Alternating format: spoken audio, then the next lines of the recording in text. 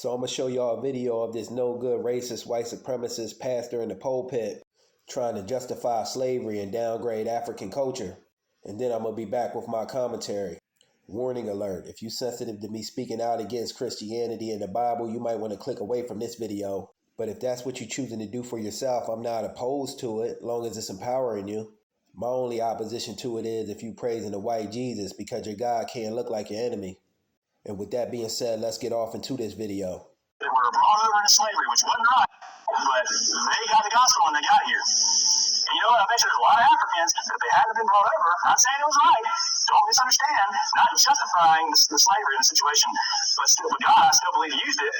And now I'm sure there's a lot of Africans that got the gospel, and they're in heaven right now because they got the gospel. You know, what would be better for them to have lived their entire life in Africa free, doing their voodoo or whatever, and then dying and going to hell, right? Or what happened? And then they go to heaven. They get the opportunity. Now, again, it doesn't justify it. The ends do not justify the means, but this is how God works. This is what God does in the Bible. Now, we have black people here. I don't think any of you guys were ever slaves. I was never a slave. It's like, white privilege. You were never a slave. You were never living during a time, unless you're very old, like 60 or 70 maybe, or 80 years old, you're never even living during a time where segregation was a thing in this country. I mean, what are you crying about? Nothing even happened to you. You're just making up stuff. You can't look at the facts that I was reading and just attribute that to some kind of white privilege. It's not real. Get over it. Quit having all the excuses. Why don't you take some responsibility for your choices, be content with whatever situation you were born into, and make the most of it. God's not limited to your situation. Yeah, that no good son of a bitch was totally out of order. Then he had the nerve, the gall, and the audacity to try to justify slavery, saying Africans were given the Bible and able to make it in heaven. That's a joke. That Bible has done absolutely nothing for African peoples but oppress them.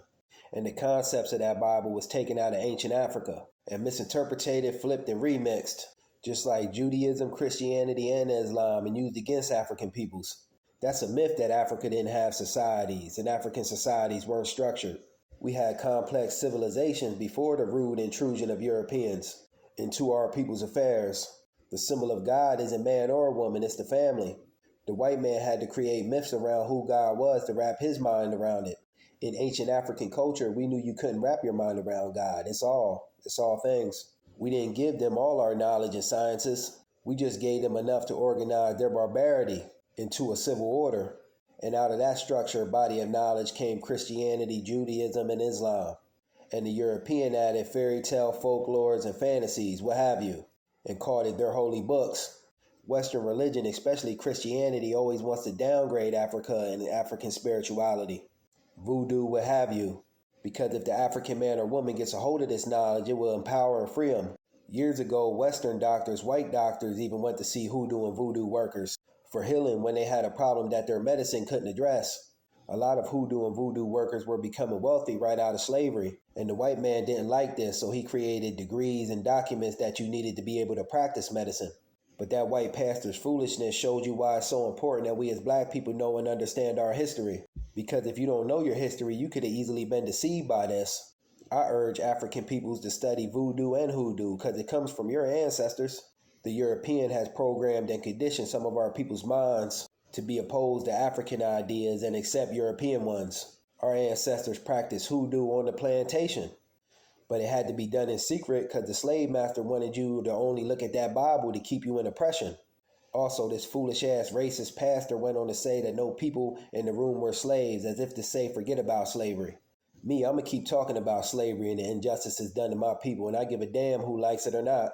And this stupid pastor saying that no one in the room was slaves, you don't understand ancient African culture. From an African standpoint, we are our ancestors. So the pain and trauma of slavery and things of that nature is carried in our DNA. And it can be felt in our DNA. And your history informs your future. To know where you're headed, you got to know where you've been.